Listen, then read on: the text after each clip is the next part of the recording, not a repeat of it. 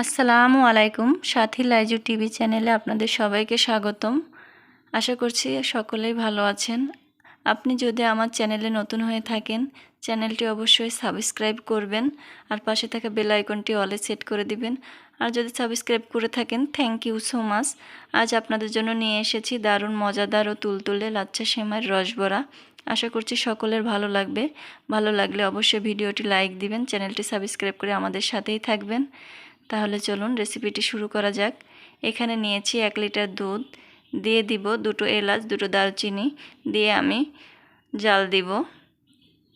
বলক আসা পর্যন্ত অপেক্ষা করব। বলক এসে গেছে, এবার আমি চিনি দিয়ে দিব।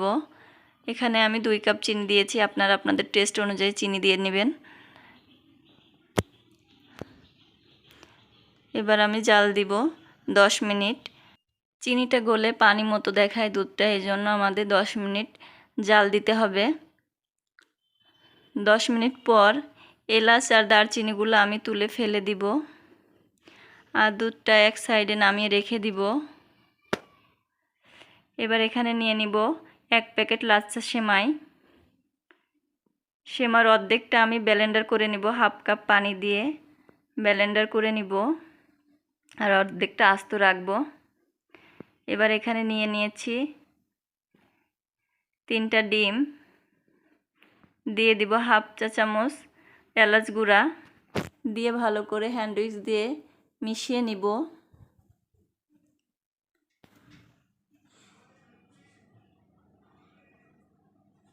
এবার ব্লেন্ডার করে রাখা সেমাইগুলো দিয়ে দিব।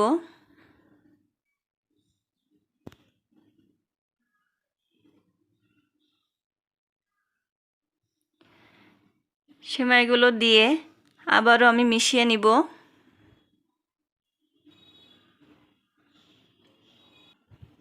মেশানো হয়ে গেছে, এবার আমি আস্ত সেমাইগুলো দিয়ে দিব।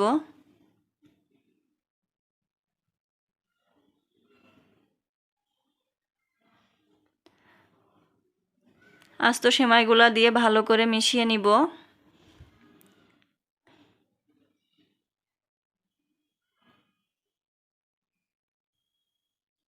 ভালো করে মিশিয়ে এবার দিয়ে দিব 1 কাপ দুধ। আপনারা চাইলে পানি দিয়েও এটা করতে পারেন। আমি 1 কাপ দুধ দিয়ে দিয়েছি,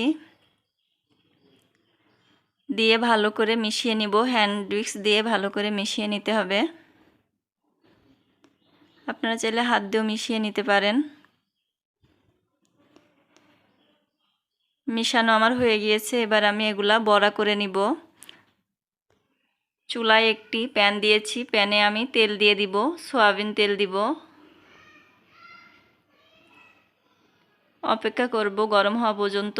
গরম হয়ে গিয়েছে, এবার আমি বড়ার মতো করে ভেজে নিব সেমাইগুলা। বড়াগুলো আমি বেশি বাদামি করে ভাজবো না, হালকা বাদামি কালার করে ভেজে নিব।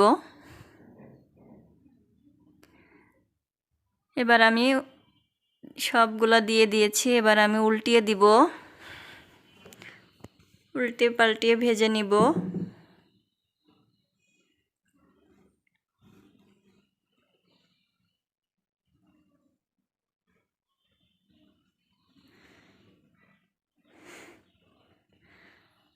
উল্টানো হয়ে গেছে, এবার আমি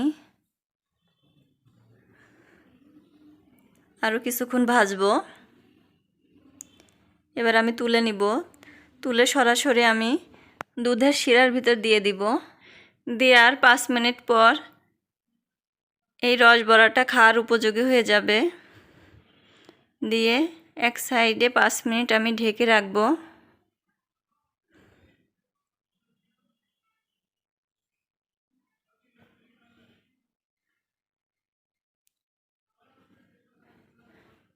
আমি সবগুলো রসবড়া দিয়ে দিলাম।